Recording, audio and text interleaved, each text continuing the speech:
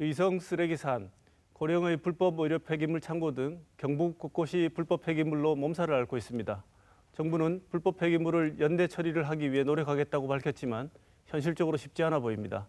전국을 뒤덮고 있는 불법 폐기물 대란, 원인은 무엇이고 어떻게 대책이 필요한지 알아봅니다. 오늘 이 토론을 위해서 나와주신 패널 두 분을 먼저 소개해드리도록 하겠습니다. 정관수 영남대 환경공학과 교수님 나오셨습니다. 예, 안녕하십니까. 서봉태 한국녹색환경협회 조직위원장 나오셨습니다. 안녕하십니까. 네, 이 쓰레기 대란이 정말 만만치 않은 문제인 것 같은데요. 먼저 전국적으로 몸살을 앓고 있는 쓰레기 대란의 실태를 정리된 내용을 먼저 보시고 토론을 이어가도록 하겠습니다. 보시죠. 전국 곳곳이 쓰레기 산으로 몸살을 앓고 있습니다. 경북 의성에 쌓인 불법 폐기물은 무려 17만 톤, 5톤 트럭으로 3만 4천여 대에 달하는 엄청난 양입니다. 미국 CNN 방송은 의성 쓰레기산을 취재해 한국의 플라스틱 문제를 집중 보도하기도 했습니다. The smell of burning household waste, of burning plastic, construction materials is really quite One of those who lives very close by says she hasn't opened her windows in the past 2 years. 막대한 양의 폐기물 더미는 침출수와 함께 매캐한 냄새를 내뿜으며 주민들의 삶을 위협하고 있습니다. 하루 건너 한 번씩 불이 나다시피 했고, 그리고 불이 나면 연기가 우리 마을로 다 덮쳤고. 쓰레기로 뒤덮인 곳은 야산만이 아닙니다. 영천시 대창면에 있는 한 공장, 문을 열고 들어가자 폐비닐과 성면 등 건설 폐기물 4,000톤가량이 거대한 쓰레기산을 이루고 있습니다. 지난 2월 고물상을 운영하겠다는 주모 씨에게 빈 공장을 빌려준 공장 주인은 폐기물이 가득 쌓인 모습에 경악했습니다. 폐기물 비용만 총 한 18억 정도 나와 있고, 공장 보수하는 비용은 폐기물을 다 빼가 진단을 받아봐야 할 것 같은데 못해도 한 7, 8억은 나올 것 같습니다. 경산 외곽의 한 대로변, 농지와 주택 사이에도 거대한 쓰레기 더미가 쌓여 있습니다. 땅 주인 A씨는 지난 4월 인근 주민들의 항의 전화를 받고서야 자신의 땅에 불법 폐기물이 쌓이고 있는 사실을 알았습니다. 아무것도 안 하고 마을로서 막 이래 하자. 그러고 땅 주인한테 연락만 했어도 이 사건 이래 안 커졌어요. 땅 주인 와가지고 몸으로 막았을 끼고. 그러고 난데 아무 접촉다가 도망가 보고 나면 누가 책임집니까? 임차인이 창고를 빌린 뒤 폐기물을 갖다 버리고 폐업 신고를 하거나 잠적하면 피해는 고스란히 건물주나 땅 주인이 물어야 하는 상황입니다. 사실상 신종 범죄로 전국 곳곳이 쓰레기로 뒤덮이고 있습니다. 17만 톤의 쓰레기가 쌓인 의성 쓰레기산. 고령 아림 환경이 소각했다고 거짓 신고하고 창고 곳곳에 숨겨둔 의료 폐기물. 경상북도만도 약 26만 톤에 달하는 불법 폐기물이 버려진 것으로 파악됩니다. 시사토톡 양관입니다. 네, 정리된 내용에서 봤지만 이 의성의 쓰레기산 같은 경우에는 미국 CNN 보도에도 등장하면서 국제적인 망신을 사기도 했지 않습니까? 네. 그런데 이게 그냥 쓰레기를 버리고 가는 문제가 아니라 일종의 신종범죄처럼 전국 곳곳에서 이런 현상이 나타나고 있는데 이런 불법 폐기물이 버려지는 행태들이 굉장히 다양할 것 같은데 어떤 행태로 나타나고 있습니까? 우리 서봉태 위원장. 초창기에는 이제 노지를 임대하거나 농지나 이런 데 이제 담장을 치고 네. 적치를 하는 방법이었고 네. 3, 4년 전부터 이제 나왔는 게 창고를 임대하거나 네. 뭐 공장을 임대해서 그 안에 적치를 하고 이제 도망가는 방법으로 바뀌었었죠. 네. 처음에 시작할 때는 창고 빌리는 줄 알았는데 창고에다가 쓰레기를 다 갖다 버려놓고 도망을 가버리는군요. 그렇죠. 그 일명 이제 우리가 뭐 이야기하는 바지라는 사람이 네. 이제 공장을 임대를 하게 되면은 네. 거기서 이제 전국의 폐기물 브로커가 네. 이제 폐기물을 그 공장으로 이제 적치를 하는 상황이고 그 적치를 다 하고 난 뒤에 마지막 날 물건이 들어가고 3개월간은 월세를 계속 줍니다. 네. 그러면은 주인이 이제 월세가 들어오니까 공장에 올 필요도 없고 네. 그리고 월세가 안 들어오고 난 뒤에 오면은 폐기물은 적치가 돼 있고 법적으로 처리하려고 그러면은 CCTV가 보관 기간이 3개월이 넘었기 때문에 네. 범인을 잡을 수 없고 그런 아이고. 상황이었습니다. 아예 작정을 하고 처음부터 기획을 하고 시작을 그렇죠. 하는 거군요. 그래서 이게 그냥 쓰레기를 버리고 가는 문제가 아니라 신종범죄가 되는 거군요. 불법 폐기물 종류가 어떤 종류들이 있는지 정관수 교수님 말씀을 좀 해주시겠습니까? 예, 뭐 어떤 종류의 폐기물이 불법 폐기물로 전환되느냐 하는 것은 사실 먼저 폐기물의 종류부터 우리가 네. 좀 살펴봐야 되는데요. 네. 폐기물 관리법에 따르면은 사업장 폐기물 외의 모든 폐기물은 이제 생활 폐기물로 분류가 되고 있습니다. 그러면 사업장 폐기물에는 어떤 것들이 있느냐? 사업장 폐기물은 우리가 이제 일반적으로 생각하고 있는 그러한 사업장 배출 시설에서 나오는 그러한 배출 시설계 폐기물이라는 것이 있고요. 그다음에 공장의 뭐 식당이라든지 아니면 사무실에서 나오는 그러한 쓰레기는 사업장 생활계 폐기물이라고 이야기를 합니다. 네. 그다음에 유해성이 있기 때문에 특별히 관리해야 되는 폐기물을 우리가 지정 폐기물이라고 이야기를 하고 네. 그다음에 또 5톤 이상 건설 공사의 시작부터 끝까지 해서 네. 5톤 이상 배출되는 폐기물을 우리가 건설 폐기물 뭐 이렇게 이야기를 하고 있는데요. 네. 이러한 모든 폐기물들이 다 사실은 불법 폐기물이 될 수가 있습니다. 네. 그 어떤 것도 적절히 처리를 하지 않고 그대로 방치를 하거나 아니면 무단으로 투기했을 경우에는 그 모든 쓰레기들은 다 불법 폐기물이 네. 될 수가 있는 거죠. 네네. 다른 쓰레기 같은 경우에는 그래도 뭐 불법으로 투기할 가능성, 버리고 갈 가능성이 있다 하더라도 의료 폐기물 같은 경우에는 굉장히 엄밀한 관리가 필요한 부분 아니겠습니까? 그렇죠. 언제든지 그거는 이제 그 전염병을 유발할 수도 있고 하기 때문에 특별히 관리가 돼야 됩니다. 그래서 의료 폐기물의 종류를 보면 이제 격리 의료 폐기물이라는 것이 있고 네. 그다음에 또 위해 의료 폐기물 또 일반 의료 폐기물 이렇게 크게 세 가지로 구분을 하는데 네. 격리 의료 폐기물 같은 경우는 뭐 사스라든지 뭐 메르스처럼 완전히 이제 격리해서 치료해야 되는 그런 환자로부터 나오는 폐기물이 격리 의료 폐기물입니다. 그런 경우 만약에 방치된다면 굉장히 큰 일이죠. 그러면 일반적인 불법 폐기물보다도 불법 의료 폐기물 같은 경우에는 위해성이 굉장히 심각한 상황이라는 거죠. 그렇죠. 예, 상당히 위험하죠. 직접적으로 영향을 미칠 수가 있죠. 일반 폐기물의 경우는 뭐 그것이 이제 하천이라든지 토양이라든지 지하수를 통해서 네. 어떤 매개를 통해서 우리한테 영향을 주지만 네. 병원 폐기물 같은 의료 폐기물 같은 경우는 직접적으로 영향을 줄 수 있는 네. 소지가 다분하죠. 네. 이런 지금 말씀하신 것처럼 토양 오염이나 뭐 또 매립돼 있는 쓰레기산 같은 경우에는 화재가 자꾸 난다고 하던데 손목태 위원장님 실제로 지금 이것들이 환경에 어떤 영향을 미치고 있다고 생각하십니까? 지금 실질적으로 이게 화재가 나거나 그런 거는 이제 자연 발화가 아닌 거의 뭐 방화로 네. 추정을 하고 있고요. 네. 그리고 이제 이게 불법으로 적치돼가 있는 상황에서 침출수나 이런 게 관리가 안 되기 때문에 네. 그 야적장에 그 불법으로 적치돼 있는 현장에서 이제 우천시에 비가 오거나 이랬을 때 거기 우수가 그 폐기물에서 흘러내리는 게 농수로로 들어가는 게 제일 문제죠. 네. 그럼 농수로에 들어갔을 때 그 농민들은 그 물을 가지고 경작을 했을 때 네. 그 농산물이 결국은 우리가 이제 다 먹는다고 보시면 됩니다. 구체적으로 이게 드러나고 있나요? 지금 현재 불법으로 적치되어 있는 현장은 대부분이 다 침수수가 관리가 안 되고 있는 상황입니다. 아, 지금 관리가 안 돼가지고 구체적인 환경 오염이 이미 드러나고 그렇죠. 있습니까? 네. 대통령께서도 말씀을 하셨는데 올해 말까지 전국 쓰레기산을 모두 없애라 이렇게 지시는 하셨습니다. 근데 현장에서 보시기에 이게 올해 안에 실현될 가능성이 현실적으로 있다고 보십니까? 현실적으로 불가능하다고 봅니다. 근데 왜 이거 그러냐면은 이게 폐기물이 적치가 되어 있는 게 이제 선별이 안 됐기 때문에 네. 선별을 해갖고 이제 재활용하는 거나 소각장에 들어가는 부분을 다 구분을 해갖고 해야 되는데 네. 그런 부분의 업무 그 작업 시간이나 이런 걸 따졌을 때는 네. 그게 연말까지는 불가능하다고 봅니다. 연말까지는 불가능하다면 이게 현실적으로 어느 정도 시간이 걸려야지 지금 우리가 세계적으로 이 뉴스가 됐던 그런 산들이 없어지게 되는 겁니까? 지금 전체적으로 이거를 국내에 있는 모든 쓰레기를 불법으로 적치되어 있는 부분에 대해서 다 처리를 하려고 그러면은 네.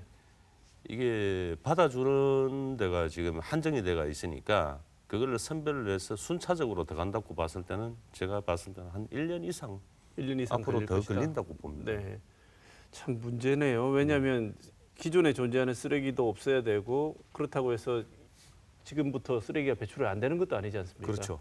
쓰레기 우리가 그동안 계속 버려왔지 않습니까? 그동안 생활 폐기물도 많고 폐기물들이 많고 재활용 아파트마다 재활용 수거함에다가 수거도 하고 했는데 잘 처리되다가 최근에 들어서 이게 사회적인 이슈가 작년에 이제 불거졌고 그 이후로 계속 지속이 되고 있는데 최근 들어서 이렇게 사회 문제가 된 원인이 뭐라고 생각하십니까?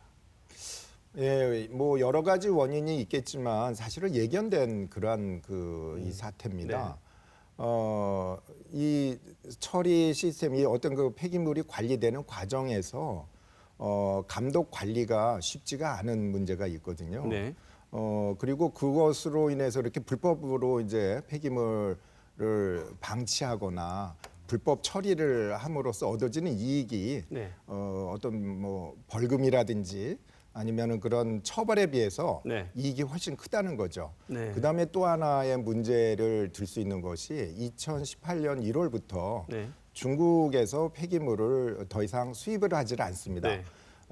우리나라가 1년에 뭐 중국으로 수출한 폐기물의 양이 약 뭐 대략 봐서 한 20여만 톤이 될 텐데 네. 그 쓰레기를 이제 중국에서 더 이상 받지 않겠다라는 거죠. 네. 아마 우리 저 사회자분께서도 잘 아시겠지만 중국에서 유명한 영화가 하나 있죠. 플라스틱 차이나라고 하는 그런 영화인데 중국의 이제 왕구량 감독이 이제 만든 영화거든요. 그 영화를 보면은 이 폐플라스틱을 이제 재활용하는 과정에서 또는 처리하는 과정에서 네. 중국에서 굉장히 그 환경 오염을 많이 유발하고 네. 그 주변의 주민들한테 심각한 어떤 위해를 미쳤단 말이죠. 네. 그것이 영화로 이제 나오면서 중국에서 전면적으로 네. 폐플라스틱의 쓰레기의 네. 수입을 금지하는 조처를 취했습니다. 네. 그렇게 하면서 전 세계적으로 사실은 이 폐플라스틱이나 이런 것들을 중국에 많이 수출했거든요. 비단 우리나라뿐만 네. 아니고 이렇게 수출길이 막히다 보니까 이 쓰레기는 자연적으로 국내에 쌓이게 되는 네. 거죠. 수출을 할 것이라고 생각을 하고 이제 저단가로 이거를 수집을 했는데 네. 수출길이 막혀버리니까 저단가 수집했는 거에 대한 폐기물을 처리할 방법이 없으니까 이제 불법으로 공장을 임대해서 이제 투기를 하기 시작했는 거고 현재 올바른 시스템에 그 투기했는 사람들이 올려놨는 거는 다 가짜로 올리고 제3의 차량으로 이제 유통을 시켰는 거죠. 네.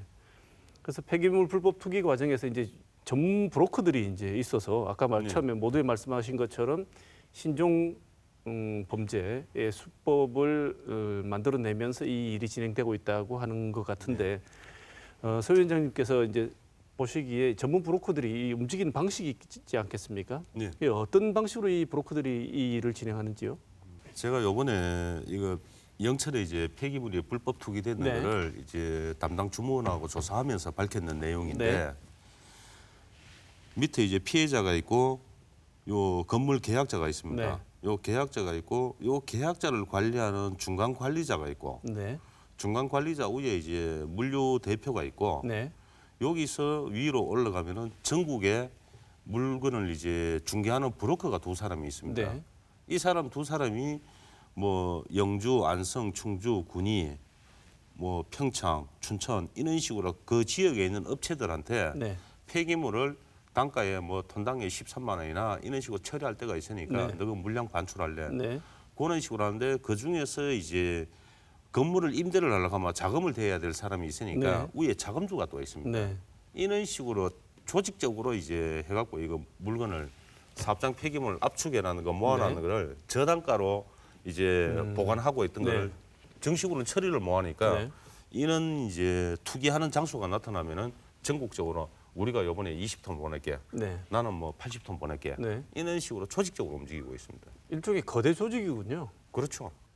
보통 이런 단속이 이루어지는 걸 보면 주민들 신고, 민원 네. 이런 경우를 통해서 당국이 인지를 하지 당국이 먼저 나서서 이런 사태를 먼저 발견하고 시정 조치하고 경찰 고발 이런 단계로 진행을 하는 것 같지는 않아 보이거든요. 이러면 환경 당국이 관리 감독하는 거에 구멍이 뚫렸다 혹은 시스템이 있다 그러면 시스템이 잘못됐다라고 말할 수 있는 부분 아니겠습니까? 네, 그렇죠.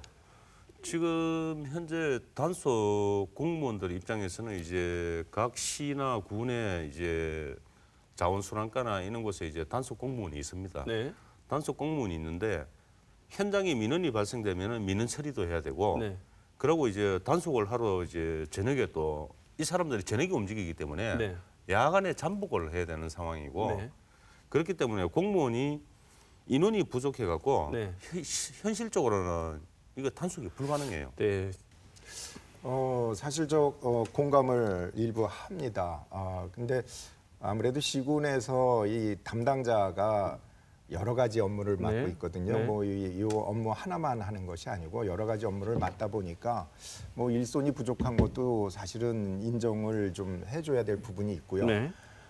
그보다는 이제 시스템을 조금 이제 우리가 보완을 해야 될 필요가 있지 않느냐 하는 네, 네. 생각을 갖게 됩니다. 네. 지금 영천의 그러한 경우는 사실은 이제 엔드 포인트에서 문제가 생긴 거거든요. 네. 처리 업체에서 처리를 안 하고 그거를 또 다른 데다 넘겼단 말이죠. 올바로 시스템을 이용했는지 안 했는지는 모르겠으나 올바로 시스템의 경우도 엔드 포인트에서 끝이에요. 네.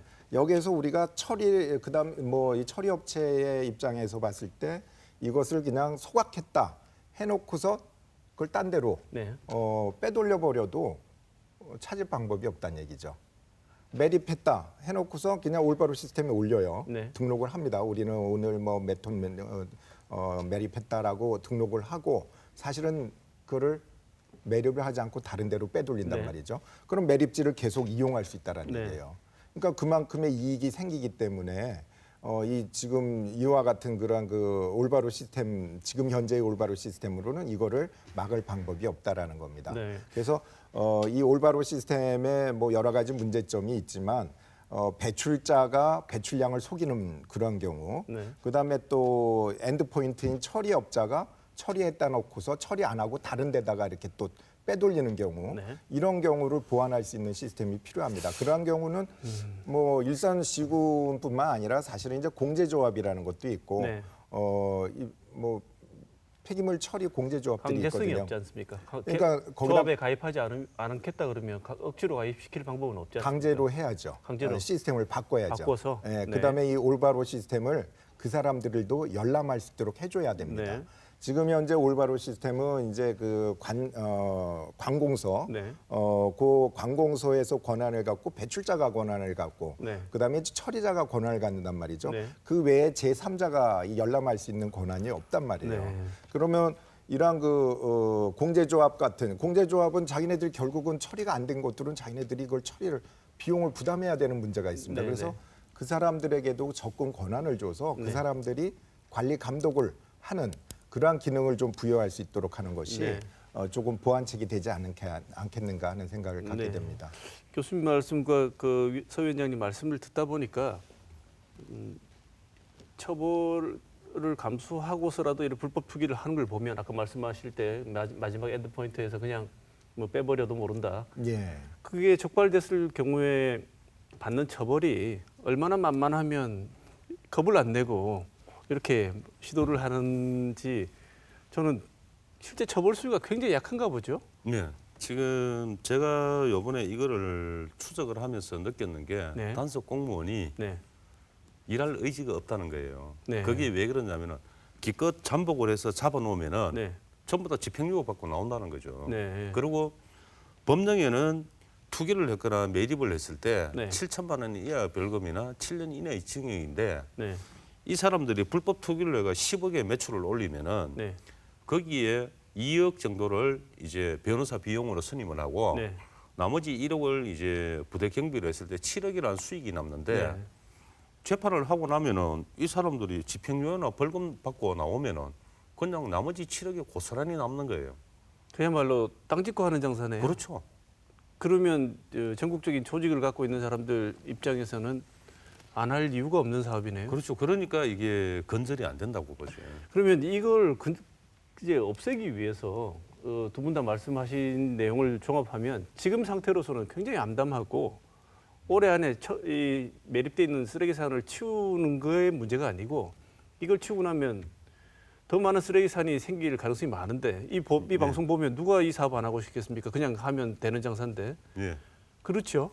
그 이게 메리트를 이제 사람들이 느끼는 게 폐기물 업자들이 굳이 내가 열심히 일해서 일을 하는 것보다 네. 그냥 수당 좀 주고 한 사람 내세우가 임대하라 그러고 거기에 폐기물 투기를 해갖고 내가 10억 이상 20억씩 수익을 올렸을 때 그 사람한테 들어가는 거 경비 한 5억 정도 들어가고 나머지 돈이 남는 건데 네. 왜 안 하냐는 거죠. 그럼 이거 어떻게 해야지 근절될 거라고 생각하십니까? 근본적인 대책은 뭐가 이 있을까요? 사람들이 법을 아주 쉽게 생각하고 무시를 하기 때문에 이런 상황인데 네. 실질적으로 운송을 하는 것 자체가 불법이고 네. 그러면은 화물 앱에 이게 올라올 때 이걸 불법인지 알고 전문적으로 실는 그 운송업자들이 있습니다. 네. 일단은 차량을 몰수를 하고 그리고 범죄 행위에 이용되면은 차량 등록 말소나 몰수도 가능하고 면허 취소까지도 가능합니다. 네. 이 검찰에 조사받으러 가면은 나는 몰랐다. 그러면은 약식 처벌이에요. 그거를 강하게 처벌을 해줘야 되고 네. 현재 중간에 이제 유통책이나 그 총책이나 자금 총책이나 이런 사람들이 잡혀갖고 강한 처벌을 받고 이걸 원상복구를 하고 거기에 피해 금액에 배를 벌금으로 매긴다 그러면은 네. 전부 다 할 사람이 없습니다. 네. 이 범죄에 의해서 발생하는 수익을 예. 차단할 수 있는 방법은 강력한 규제 강화, 처벌 강화라고 생각하시는군요. 그런데 이제 여기에서 이제 한 가지 문제가 있는 게 뭐냐면은 단속 공무원이 분명히 저 사람이 총책이고 네. 유통 총책인데 네. 조사를 하려고 국세청에 가고 주식 지분표를 보자 그러면은 네. 절대 안 보여줍니다. 이거는. 네.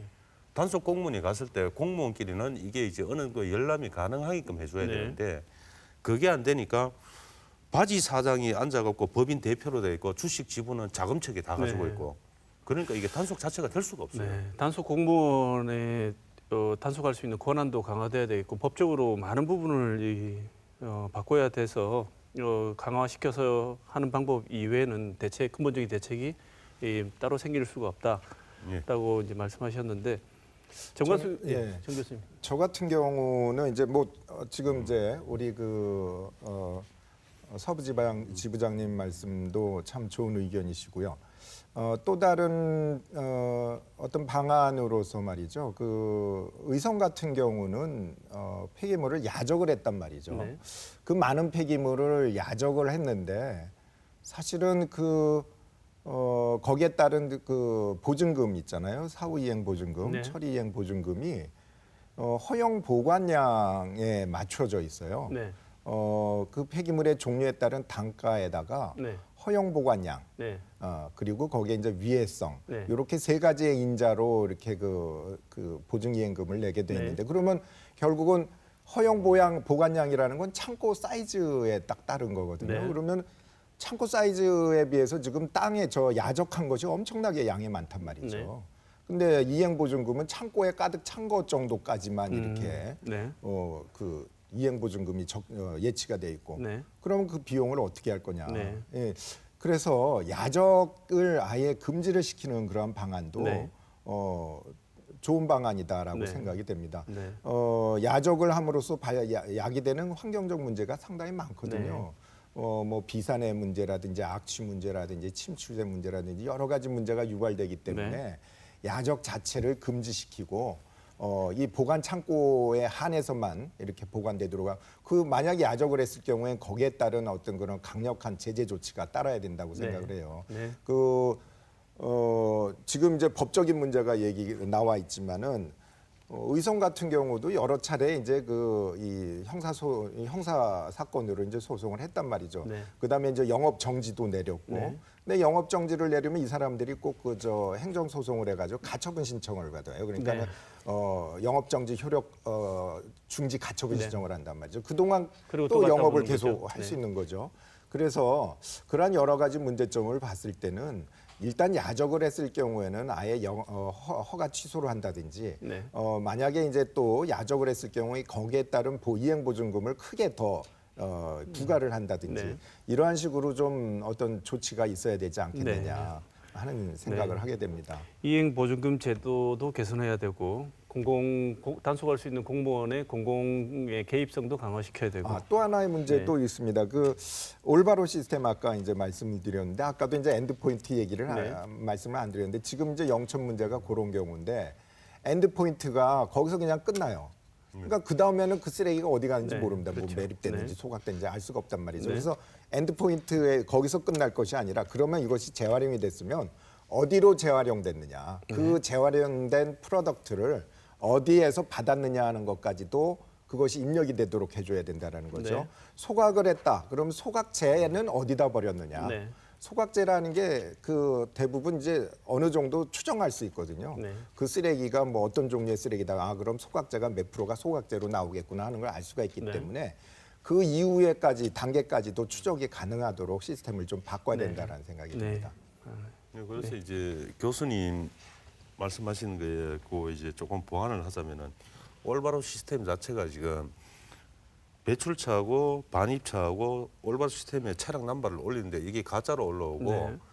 그렇기 때문에 추적이 안 돼요. 네. 그러니까 이거를 이제 바로 잡으려고 그러면은 올바로 시스템에 등록된 차가 폐기물 운송에 등록된 차가 이제 반출소에서 등록을 하고 반입처까지 도착하는 과정을 상한차를 이제 개근을 할 때 사진을 찍고 네.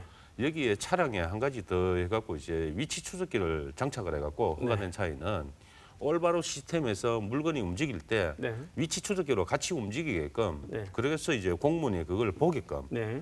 그래야지만 이게 이제 외부로 빠져나갈 수 없다는 거죠. 네. 그리고 이제 무자료 거래에 대해서 네. 강력 처벌을 또 해야 되고. 네. 지금 우리가 오늘 두 분 전문가들 모시고 말씀 나누는 과정에서도 이렇게 많은 구멍들이 발견되고 바꿔야 될 내용들이 많은 걸 보면 분명히 제도 개선과 이런 거에 대해서는 관계 당국이 심각한 고민을 한번 해볼 필요가 있지 않나는 생각이 듭니다. 더불어서 CNN에서 보도할 때 우리 의성 쓰레기산을 보면서 플라스틱 최대 소비국의 현재 그 결말이 이렇다고 멘트를 했다고 합니다. 그러니까 중요한 것은 이런 규제라든지 이 처벌 이런 것도 물론 중요하지만 근본적으로 우리 소비자들이 최대한 플라스틱 소비를 줄이고 분리 배출을 할 때 조금 더 신경을 쓰는 것을 통해 가지고 자원 재활용률을 높여서 이거 근본적인 배출을 줄이는 것 이전에는 정말 근본적인 대책은 없지 않나 이런 생각도 해봅니다. 오늘 나와서 좋은 말씀해 주신 두 분 감사드립니다. 고맙습니다. 감사합니다.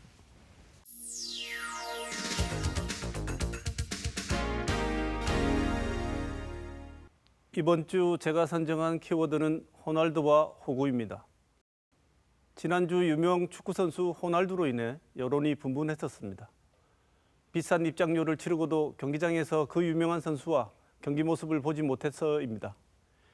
그래서 많은 팬들은 우리를 호구로 보느냐며 분노했지요. 호구, 어수룩해서 이용당하기 좋은 사람, 혹은 이용을 잘 당하는 사람을 의미하는 말입니다.